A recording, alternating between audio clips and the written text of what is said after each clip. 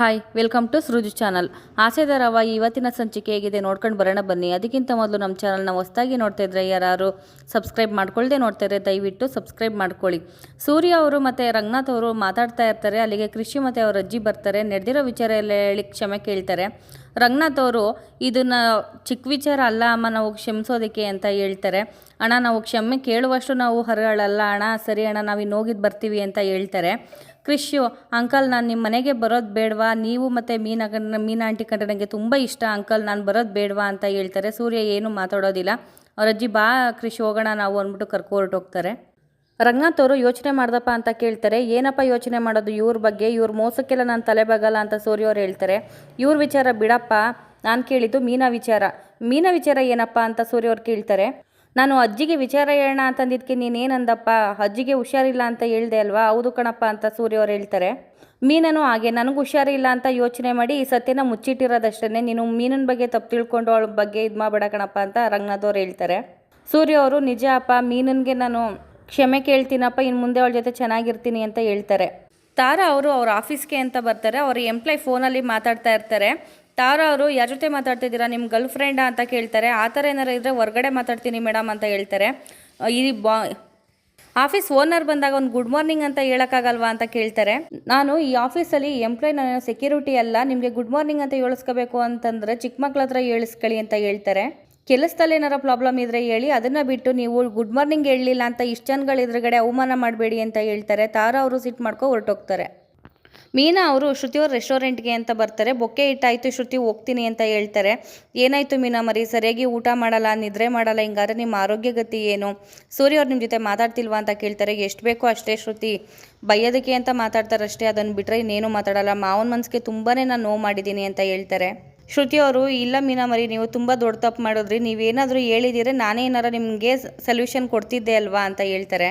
ಅದಕ್ಕೆ ಮೀನಾ ಅವರು ಇಲ್ಲ, ಕೋಪ ಮಾಡ್ಕೊಳ್ಳೋ ಗಂಡ, ಹಾರ್ಟ್ ಪೇಷಂಟ್ ಮಾವ, ಇದನ್ನೆಲ್ಲ ಯೋಚನೆ ಮಾಡಿ ನಾನು ಹೇಳಲಿಲ್ಲ ಅಷ್ಟೇ, ತುಂಬ ಎದುರಿಸ್ಬಿಟ್ಲು ಅವಳು ಅಂತ ಹೇಳ್ತಾರೆ. ಶ್ರುತಿ ಅವರು ಅವಳು ಏನಾರ ನನ್ನ ಕೈಗೆ ಸಿಕ್ಕಿದ್ರೆ ನಾನಂತೂ ಸುಮ್ಮನೆ ಇರಲ್ಲ, ಅವಳನ್ನ ಸಾಯಿಸ್ಬಿಡ್ತೀನಿ ಅಂತ ಹೇಳ್ತಾರೆ. ಅಷ್ಟರಲ್ಲಿ ರೋಹಿಣಿ ಅವರೇ ಅಲ್ಲಿಗೆ ಬರ್ತಾರೆ. ರೋಹಿಣಿ ಅವರು ಆಯ್ ಶ್ರುತಿ ಅಂತ ಹೇಳ್ತಾರೆ.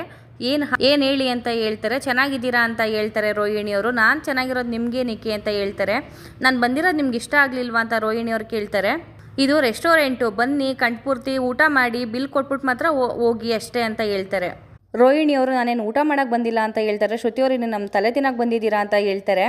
ಇಲ್ಲ ಸಹಾಯ ಕೇಳ್ಕೊಂಡು ಬಂದಿದ್ದೀನಿ ಅಂತ ಹೇಳ್ತಾರೆ. ಮೀನವರು ಏನು ಸಹಾಯ ಮಾಡಬೇಕಮ್ಮ, ಸಹಾಯ ಮಾಡಿದ್ದಕ್ಕೆ ಸರಿಯಾಗಿ ಮಾಡ್ದಲ್ಲಮ್ಮ, ನಾವಂತೂ ಏನೂ ಸಹಾಯ ಮಾಡಲ್ಲ ಅಂತ ಹೇಳ್ತಾರೆ.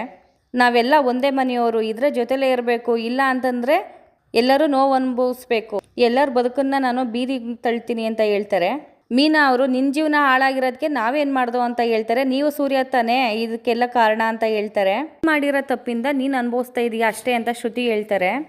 ರೋಹಿಣಿಯವರು ನೋಡಿ ನನಗೆ ಇದೆಲ್ಲ ಬೇಕಾಗಿಲ್ಲ, ನೀವು ಸಹಾಯ ಮಾಡ್ತೀರಾ ಇಲ್ವಾ ಅಂತ ಹೇಳ್ತಾರೆ. ಶ್ರುತಿಯವರು ಯಾವ ಸಹಾಯನೂ ಮಾಡಲ್ಲ, ಏನೂ ಮಾಡಲ್ಲ, ಈಗ ಹೊರಗಡೆ ಹೋಗ್ತೀರಾ ಇಲ್ವಾ ಅಂತ ಹೇಳ್ತಾರೆ. ನಾನು ಹೋಗಲ್ಲ ಅಂತ ರೋಹಿಣಿ ಹೇಳಿದಾಗ ವಾಚ್ಮೆನ್ ಕರೆಸಿ ಹೊರಗಡೆ ಹಾಕಬೇಕಾಗತ್ತೆ ಅಂತ ಹೇಳ್ತಾರೆ. ರೋಹಿಣಿಯವರು ಕೋಪ ಮಾಡ್ಕೊಂಡು ಅಲ್ಲಿಂದ ಹೊರಟೋಗ್ತಾರೆ. ತಾರಾ ಅವರು ಫೋನಲ್ಲಿ ಮಾತಾಡ್ತಾ ಇರ್ತಾರೆ, ಬಿಕ್ಳಿಸ್ತಾ ಇರ್ತಾರೆ. ಅವ್ರ ಎಂಪ್ಲಾಯ್ ಫೈಲ್ ಎತ್ಕೊಂಡು ಬರ್ತಾರೆ. ಅವ್ರ ಎಂಪ್ಲಾಯ್ನ ನೀರು ಕೇಳ್ತಾರೆ. ಅವರು ನೀರು ತಂದ್ಕೊಡಲ್ಲ. ಫೋನ್ ಮಾಡಿ P1 ಕೈಲಿ ನೀರು ತರಿಸ್ತಾರೆ. ತಾರಾ ಅವರು ಫೋನ್ ಕಟ್ ಮಾಡಿ ನಿಮಗೆ ನೀರು ಕೇಳಿದ್ರೆ ತಂದ್ಕೊಡೋಕ್ಕಾಗಲ್ವೇನ್ರಿ ಅಂತ ಹೇಳ್ತಾರೆ. ನಾನೇನು P1 ಅಲ್ಲ ಮೇಡಮ್, ಈ ಆಫೀಸಲ್ಲಿ ನಾನು ಎಂಪ್ಲಾಯ್ ಅಂತ ಹೇಳ್ತಾರೆ. ನನ್ನ ಕೆಲಸ ಏನಿದೆ ಅದನ್ನು ಮಾತ್ರ ಮಾಡ್ತೀನಿ ಮೇಡಮ್, ನಾನು ಎಕ್ಸ್ಟ್ರಾ ಯಾಕೆ ಮಾಡಲಿ ಅಂತ ಹೇಳ್ತಾರೆ.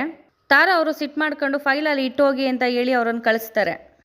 ಲಕ್ಕಿ ಅಜ್ಜಿ ಅವರು ಮನೆಗೆ ಬರ್ತಾರೆ. ಸೂರ್ಯ ಅವರು ಲಕ್ಕಿ ಅಜ್ಜಿ ಅಂತ ಹೋಯ್ತಾರೆ. ಇವಾಗ ಅಜ್ಜಿ ಅಂತ ಬಂದಿದೆಯಲ್ಲ, ಮೀನಿಂಗ್ ಹಿಂಗೆ ಆಗಿದೆ ಅಂತ ನಂಗೆ ಹೇಳಲೇ ಇಲ್ಲ ಅಂತ ಹೇಳ್ತಾರೆ. ಅವಳಿಗೆ ಆಕ್ಸಿಡೆಂಟ್ ಆದಾಗ ನಾನು ಇರಲಿಲ್ಲ ಅಜ್ಜಿ ಅಂತ ಹೇಳ್ತಾರೆ. ಸರಿ ನಿಮಗೆ ಈ ವಿಚಾರ ಹೆಂಗೆ ಗೊತ್ತಾಯಿತು ಅಂತ ಹೇಳಿದಾಗ ಶ್ರುತಿ ನಾನೇ ಹೇಳಿದ್ದು ಅಂತ ಬರ್ತಾರೆ. ರಂಗನಾಥ್ ಅವರು ನಾನೇ ಫೋನ್ ಮಾಡಿ ಹೇಳ್ಬೇಕು ಅಂದ್ಕೊಂಡಿದ್ದೆ ಕಣಮ್ಮ, ಹೇಳೋಕ್ಕಾಗಲಿಲ್ಲ ಅಂತಾರೆ. ಸರಿ ಆ ಬಿತ್ರಿ ವಿಚಾರ ಅಂತ ಕೇಳ್ತಾರೆ.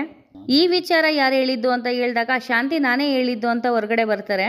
ರಂಗನಾಥ್ ಅವರು ನೀನು ಈ ವಿಚಾರನ ಹೇಳಿ ಅಮ್ಮನ ಕರೆಸ್ತಾ ಅಂತ ಹೇಳ್ತಾರೆ. ಹೌದು ಅಂತ ಹೇಳ್ತಾರೆ. ರಂಗನಾಥ್ ಅವರು ಸಿಡ್ಲು ಬಂದು ಹೋದಂಗೆ ಆಗೋಯ್ತು ಕಣಮ್ಮ ಅಂತ ಹೇಳ್ತಾರೆ. ಪ್ರಾರಬ್ಧ ಕರ್ಮ ಅಂತ ಇರುತ್ತಲ್ಲಮ್ಮ, ಏನೂ ಮಾಡೋಕ್ಕಾಗಲ್ಲ ಅಂತ ರಂಗನಾಥ್ ಅವ್ರು ಹೇಳಿದಾಗ ಲಕ್ಕಿ ಅಜ್ಜಿ ನಿನಗೆ ನೀನೇ ಸಮಾಧಾನ ಮಾಡ್ಕೊತಿದೆಯಲ್ಲ ರಂಗ ಅಂತ ಹೇಳ್ತಾರೆ. ಶಾಂತಿಯವರು ಇವಾಗ ಆಗಿರೋದೆಲ್ಲ ಆಗೋಯ್ತು, ಈಗ ನನ್ನ ಮುಂದೆ ಏನಾಗಬೇಕು ಅದನ್ನು ನೋಡಿ ಅಂತ ಹೇಳ್ತಾರೆ. ಸೂರ್ಯ ಅವರು ಮುಂದೆ ಏನಾಗಬೇಕು ಅಂತ ಕೇಳಿದಾಗ ನನ್ನ ಮಗ ಏನು ಏಕಾಂಗಿಯಾಗಿರ್ಬೇಕಾ, ಮದುವೆ ಮಾಡಬೇಕು ಅಂತ ಹೇಳ್ತಾರೆ.